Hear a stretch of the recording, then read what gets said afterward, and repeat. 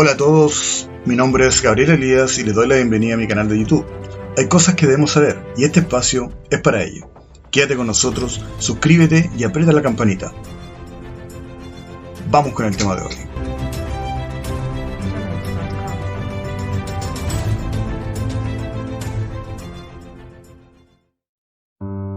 Gracias por visitar nuestro canal. Pero antes que continúes con este video, te aconsejo que veas la primera parte de esta serie que lleva por título La muerte de Dios. De esta manera podrás comprender todo el contexto y el trasfondo de esta segunda parte. Te dejo el enlace en la tarjeta que aparece arriba a la derecha de este video. Comencemos. El hombre, en la búsqueda de un sentido de su existencia, ha recorrido muchos caminos que lo han llevado por distintas visiones de una realidad o distintas ideologías para comprender y transformar su entorno en busca de un sentido de plenitud que le ha sido esquivo. El desarrollo de la sociedad en el momento histórico en el que vivió Friedrich Nietzsche fue relativamente rápido. La historia había parecido paralizarse.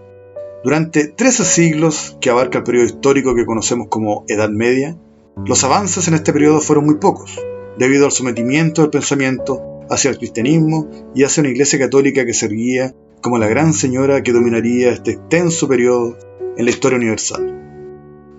La discusión que se había dado en la Edad Media entre fe y razón poco a poco comienzan a transformarse. A partir de San Agustín, la razón había quedado sometida a la fe, y debíamos entender nuestro entorno a partir de ella. En el siglo XIII aparece en la historia Santo Tomás de Aquino, y su legado va a significar un cambio en el razonamiento que había dominado a la humanidad por 1000 años. A partir de Santo Tomás, se le otorga cierta autonomía a la razón por sobre la fe. Sin embargo, no tenemos aún una plena ruptura entre teología y filosofía. Esta última aún estaba sometida a la primera. En el siglo XVII va a aparecer un hombre que comenzaría una definitiva revolución en el pensamiento humano. René Descartes, a través de su razonamiento, descubre la subjetividad. Al pensar y dudar de su realidad, inicia un camino que a partir de entonces ya no se detendría y que se encargaría de transformar todo el devenir del ser humano. Descartes, a través de su filosofía, dejaba atrás toda una era dominada por la fe, por sobre la razón, para dar la entrada hacia el humanismo, desde donde el hombre saca a Dios de la centralidad y se coloca a sí mismo en ella. A partir de entonces, es el hombre el centro y el protagonista de la historia. Es a partir del hombre que ahora podemos entender todo lo que hay en el mundo. El hombre puede pensar y razonar, y es a partir del pensamiento que el hombre descubre el mundo que le rodea. Al descubrir la subjetividad, Descartes da cuenta que no existe un solo pensamiento que explica todo, y a través del cual tengamos que regirnos todos los hombres. Pienso, dice Descartes, luego existo. Pero Descartes se plantea, a pesar de esta subjetividad, que él no podía dudar de la existencia de Dios. Sin embargo, ¿cómo explicaba su existencia? Desde el pensamiento, Descartes solo podía explicar la existencia de Dios desde la perspectiva que en él existía una idea de perfección. Después de esto, reflexionando sobre aquello de que dudaba y que por consiguiente mi ser no era todo perfecto, pues yo veía claramente que es mayor perfección conocer que dudar. Traté de buscar de dónde yo había aprendido a pensar en algo más perfecto de lo que era yo, y conocí evidentemente que debía ser de alguna naturaleza que fuera efectivamente más perfecta. Pero, ¿de dónde venía esa idea? Él se reconocía un ser imperfecto. Si tenía esa concepción, era porque un ser perfecto había colocado esa idea en él. A pesar de esta defensa que realiza Descartes sobre un ideal de Dios, con su descubrimiento, esta idea también quedaba en entredicho. Descartes, al descubrir la subjetividad, abrió una puerta que ya no volvería a cerrarse. El descubrimiento de Descartes va a extenderse y el racionalismo e iluminismo vienen a ocupar el lugar que en el medioevo le perteneció a la fe. Grandes pensadores van a surgir: Rousseau, D'Alembert, Voltaire, Diderot. Esta revolución en el pensamiento muy pronto dará a luz un hijo, la Revolución Francesa. Este es un momento de inflexión en la historia de la humanidad. La Revolución Francesa es la manifestación de que quien hace la historia ahora es el hombre. En la Edad Media, el hombre común no se atrevió a cuestionar el orden que estaba establecido. Dios otorgaba el poder a los reyes, y eso no se cuestionaba. Pero la revolución que había iniciado Descartes lleva al hombre a tomar conciencia de su realidad y de su lugar, y de esta manera toma por asalto el poder, despedazando la idea de que el rey poseía el poder por un derecho divino. Con Descartes se produce la ruptura en el pensamiento medieval, y es el hombre ahora quien pasa a protagonizar y a hacer la historia. Sin embargo, no fue Descartes quien dio el paso definitivo hacia la transformación en el pensamiento. Este paso se dio con el filósofo alemán Immanuel Kant. El gran cambio en la filosofía de Kant es que ahora parte del sujeto, y es el sujeto quien le da forma a los objetos. Es decir, el hombre va a comprender su entorno y va a darle la forma que él entiende. Es el hombre ahora quien establece una realidad en torno a su espacio y tiempo. A partir de la filosofía de Kant, es el sujeto, es decir, el hombre, quien construye al objeto y a su realidad, lo que se construye ahora a partir del sujeto. La experiencia posible de Kant es que el sujeto, es decir, el hombre, es quien le da forma a las cosas. Descartes tenía solo la certeza del yo, de su propia subjetividad. Para entender todo lo demás, todo el entorno que le rodeaba, acudía a Dios. Las respuestas que no podían responderse a través de su razonamiento, que podía resultar incomprensible, que no podía conocer, lo podía comprender a través de Dios. Aquel Dios que en esencia era bueno, no podía engañarlo, y Descartes solo podía confiar en él. Kant, por su parte, da un paso más allá, y decisivo en el desarrollo del pensamiento posterior. El hombre necesita conocer su entorno, necesita conocer las cosas que están afuera. De esta manera va a ser el hombre quien le da una forma a aquellas cosas que no conoce. Pero aquella forma es aquella que el hombre necesita, y en este ejercicio, a diferencia de Descartes, Kant no necesita de Dios. Para Kant, el hombre va a construir su mundo de acuerdo a lo que él conoce. Es el hombre quien construye su mundo. Esto es la experiencia posible, lo que puede crear con lo que conoce. Aquello que no conoce, a Kant no le interesa. La subjetividad que había descubierto Descartes en Kant genera una realidad y a partir de ella el hombre construye su mundo. El pensamiento medieval comienza a quedar muy lejos en el tiempo y en Kant despega hacia la construcción de mundos propios de acuerdo a cada experiencia. De acuerdo a cada realidad, el hombre le da forma a su mundo y como dijimos anteriormente, lo que no puede conocer no le importa a Kant. El idealismo de Kant va a ser criticado más adelante por el materialismo histórico de Marx, pero esa es otra historia.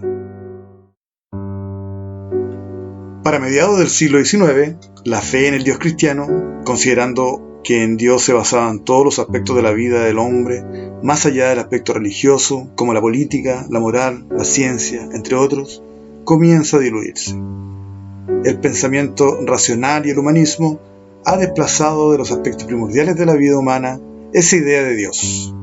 El pensamiento de Nietzsche viene a dar cuenta, por lo tanto, de una situación que era palpable en aquel momento. Nietzsche, por lo tanto, en su razonamiento, de acuerdo a su contexto histórico, tenía razón. Dios había muerto, y había muerto porque el hombre lo había matado. El nacimiento del modernismo trajo consigo este concepto. La entrada al modernismo trae consigo la muerte de Dios. El hombre ha entrado ahora en una época de razonamiento y capacidades que en las épocas anteriores no había tenido acceso. Por lo que ahora el hombre se desliga de la idea de Dios y toma el camino que él ha decidido seguir. La experiencia posible de la que habla Kant. Nietzsche, ante una realidad innegable, busca adelantarse antes que la sociedad que ha conocido caiga en el vacío ante la pérdida de los valores que el hombre había conocido y pierda de este modo el sentido de su existencia y de sus objetivos. Es de esta manera que Nietzsche proclama el nacimiento de una nueva sociedad representada en esta imagen del niño que viene a construir algo nuevo y mejor, y elige a este profeta, llamado Zaratustra, que nos viene a enseñar estas nuevas verdades. Sin embargo, el hombre, ante un mundo sin Dios, se va a enfrentar a un mundo desesperanzado y desolado. Esta última escena en la que el hombre deberá enfrentarse no tiene nada de nuevo. El hombre desde el principio de su existencia siempre ha buscado su camino, y aunque la búsqueda del conocimiento no es malo en sí, para el hombre esta búsqueda le ha llevado por camino de dolor y desdicha. Esta es una escena que ya encontramos en las Escrituras. Ellas ya nos habían hablado de esta condición. En el principio, en el libro de Génesis, señala: Y Yahweh Dios hizo nacer de la tierra todo árbol delicioso a la vista y bueno para comer, también el árbol de la vida en medio del huerto y el árbol del conocimiento del bien y del mal. El libro de Génesis, en su segundo capítulo, nos enseña que Yahweh plantó un huerto en Edén. La palabra hebrea para huerto es Gan, cuyo significado es jardín o paraíso. De este huerto nace la idea de un paraíso terrenal. Sin embargo, esto toma mayor significado si entendemos el origen de esta palabra, que proviene de Ganán, cuyo significado es cercar, proteger, amparar. Yahweh hizo al hombre y lo puso en un lugar hermoso, un jardín o un paraíso donde tenía todo cuanto necesitaba. En este lugar el hombre iba a estar protegido, amparado, y al medio del huerto, como lo señala el capítulo 2 de Génesis, estaba el árbol de la vida, cuya imagen es la del Mesías, de quien mana la vida, y esa vida era la luz de los hombres, tal como lo señala Juan al inicio de su evangelio. En él estaba la vida, y la vida era la luz de los hombres. El hombre debía alimentarse de todos los árboles, y del que estaba al centro del huerto, del árbol de la vida, más de uno no podía comer. Y mandó Yahweh Dios al hombre diciendo: de todo árbol del huerto podrás comer, mas del árbol del conocimiento del bien y del mal no comerás, porque el día que de él comieres, ciertamente morirás. Ciertamente morirás, le dice Yahweh al hombre. ¿Es Dios quien ha muerto? ¿O es el hombre el que murió? Las Escrituras parecen dejarlo claro. La historia que nos relata Génesis es conocida por todos. El hombre come del árbol del que se le había prohibido y rechaza el árbol de la vida que estaba al centro del huerto. Al hacerlo, el hombre elige su propio camino. Rechaza el cobijo y el amparo de Dios para seguir su propio camino. Las Escrituras nos enseñan que desde el principio el hombre había rechazado a Dios. Y esta es la historia central de las Escrituras, la que ha quedado graficada de manera magistral en una gran parábola registrada en el Evangelio de Lucas.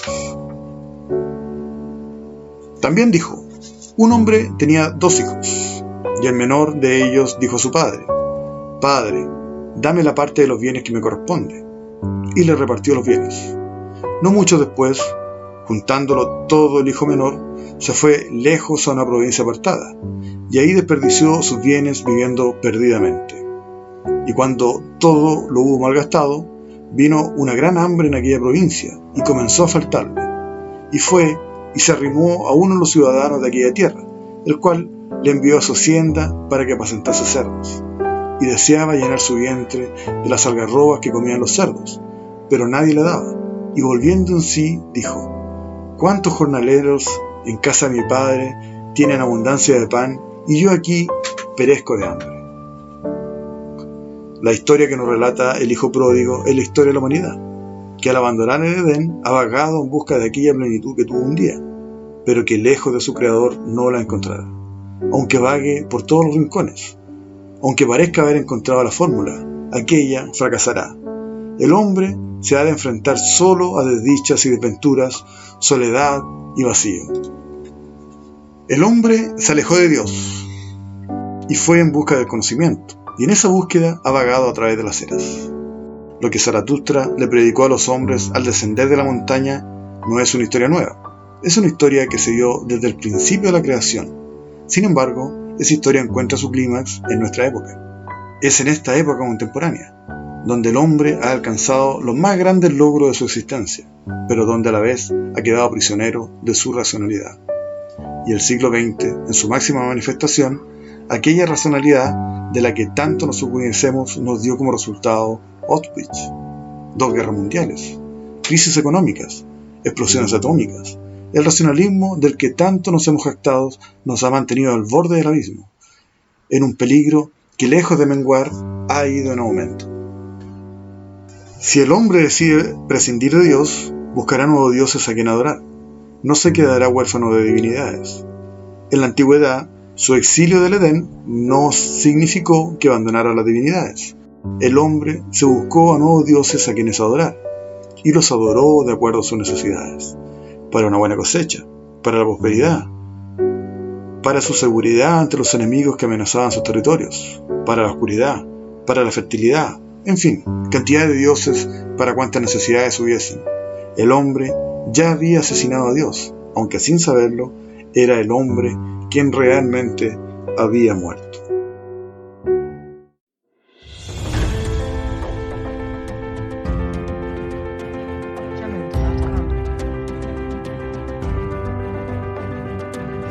Hasta aquí nuestro video de hoy. Gracias por visitar nuestro canal. Estaremos subiendo videos todas las semanas. Así que dale like, suscríbete y activa la campana de notificaciones. Mi nombre es Gabriel Elías y esto es Debes Saberlo. Nos vemos en la próxima.